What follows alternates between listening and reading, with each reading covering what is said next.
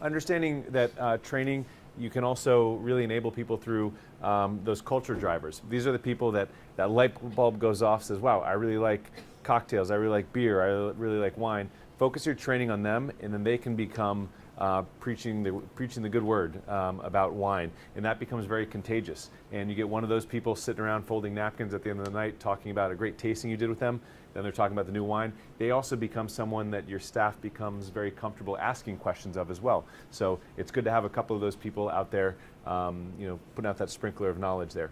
Who are your sales drivers? So we may say, oh, it's just the SOMs. Well, in reality, if you look at that pie graph where the sales are being made, it could be your PDR manager. How many people have done a training with their PDR manager recently? Yeah, way to go.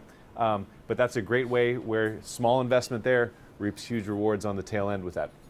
Also, your lunch servers. We saw that's the lowest spend per cover, but there's also a tremendous amount of growth to be had there as well. So taking the time to teach your lunch staff when there's not a SOM on the floor to do that, have them become the sales drivers. Other managers that may not be working dinner service, they may not have the necessary wine knowledge, but if you invest in them, they can then feel a little more confident in making that sale as well.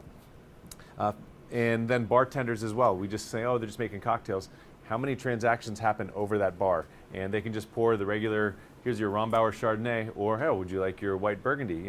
If they can comfortably talk about that, they'll be more comfortable selling it, and your guests will be more confident and comfortable with their purchase. So it's a win in the, looking at different ways to get the most bang for your buck by looking at all those sales drivers and culture drivers.